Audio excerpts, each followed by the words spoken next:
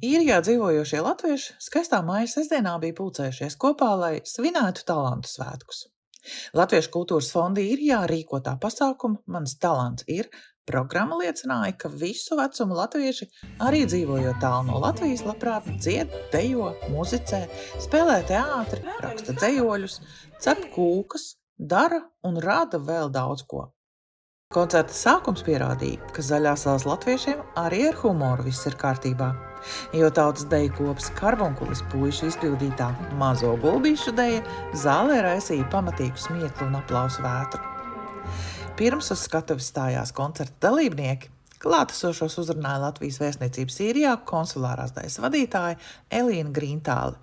Viņa organizatoriem novēlēja šo pasākumu turpināt kā tradīciju. Tiešām no sirds novēlu, lai šie kļūst par īsteniem talantu svētkiem, kur visi dalībnieki spēj parādīt savu radošumu, savu talantu un ar savu priekšnesumu spēj iepriecināt un iedvesmot citam citu. Un ir īpaši svarīgi, ka tieši šādi pasākumi notiek tik tālu prom no Latvijas.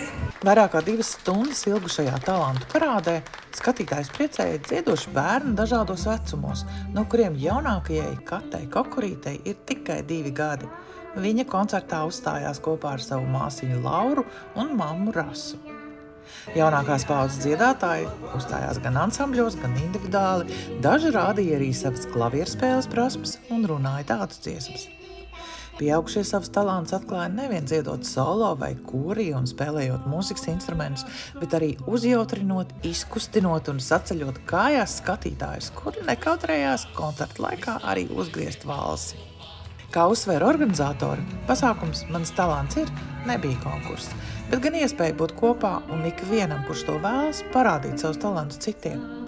Pateicības raksts un piemiņas dāvaniņas saņēma ik viens dalībnieks, bet klātesošo balsojumā tika noskaidrots skatītāju simpātiju balvas saņēmējs. Šoreiz ar pārliecinošu balsu vairākumu par balvas saņēmēju kļuva vokālā ansambļa Lai ir mazie solists 8 gadus vecais Endijs Rudovits, kurš dziedāja Raimonda Paula dziesmu Mafija.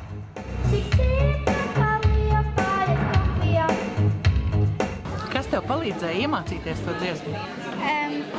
Rasa, man krustmāte un Agrit manijā tēcmās. Vai tas bija ļoti grūti? Tā, vienkārši. Cik ilgi tu mācījies to dziesmu? Kaut kāds 2 nedēļas, man liekas. Tev pašam tā dziesma patika? Jā. Un kas tev palīdzēja izdomāt visu to, ko tu tur darīji? Manijā krustmāte un mana mamma. Muzikāli talantīgā Kata Šteinerta koncertā dziedāja Vera Vētras dziesmu Māmiņai un arī pavadījumu spēlēja pati uz klavierēm. Viņas vecāki atzina, ka ļoti lepojas ar savas meitas sasniegumiem.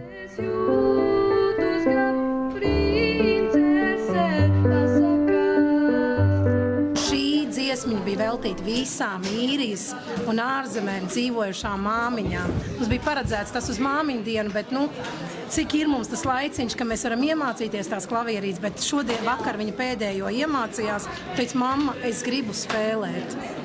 Mēs lepojamies. Mēs tiešām lepojamies. Kā vecāki, protams, lepojamies par to, jā. Kate, vai tas ir grūti iemācīties spēlēt klavierus? Bija bišķi grūti, bet palika vieglāk, kad tu iemācies. Tur tikai 5 akordi, nebija tik grūti. Bet kā tas ir dziedāt un spēlēt vienlaicīgi? Tas, man liekas, dubultā grūti. Ir grūti, kad tu dziedi un spēlē, bet es iemācījos, kā es varēju. Cik ilgu laiku apmēram tu mācījies? 2 dienas iemācīju pa klavierām, bet es jau zināju dziesmu no galvu. Tātad tu jau dziedāji viņas tam? Ar fonogrammu. Bet es gribu teikt to, ka viņa no sākuma bija klavierītes jāpiespiež spēlēt. Tagad jau viņa pati jau sāk trīs spēlē, jau var redzēt, ka viņai sāk iepatikties tā lieta. Viņa jau sāk sanākt kaut kas. Tāpēc, ka jau māk notis lasīt, un tagad, ka viņš šito dziesmu iemācījās, un viņa pati to var, es redzu, mans bērns ir atvēries. Galvenais, lai viņi neapstājās.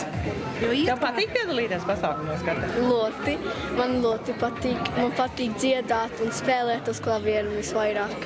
Un man ļoti patīk. Pasākumā savus talantus parādīja arī tā vadītājs, Īrijas latviešu teātras Liedes aktrises, kuras bija iejutušās Kraukļa un Rumpumpeles tēlos no izrādes Mazā raganiņa. Kā tu jūties? Jūtos lieliski. Paldies par uzaicinājumu. Tas ir pirmkārt. Jūtos kolosāli. Kas bija pats grūtākais? Pieņemt piekristu. Un pēc tam jau aiziet. Pastāst mazliet, kas tas ir pa tēlu, kādā tu piedalījies? Šis ir Kraukļa abraka tērps un tēls, kas ir no Mazās raganiņas, jo mums kā teātrim bija arī izrāde Mazā raganiņa, tātad tērps ir tieši no tās. Un šis ir tērps, kurā es jūtos vislabāk salīdzinot ar visām manām lomām, kas man bijis līdz šim. Kā ir nākošais piedalīsies? Es tev atbildēšu, ka tu man pajautāsi. Vai tavuprāt šādi pasākumi ir vajadzīgi? Un kāpēc? Noteikti. Neviena svētki nekad nav pa daudz. Jo mums tas parastais mirstīgais latvietis ir tomēr ļoti daudz iegrimis. Darbs mājas, ja kam vēl bērni, pulciņi.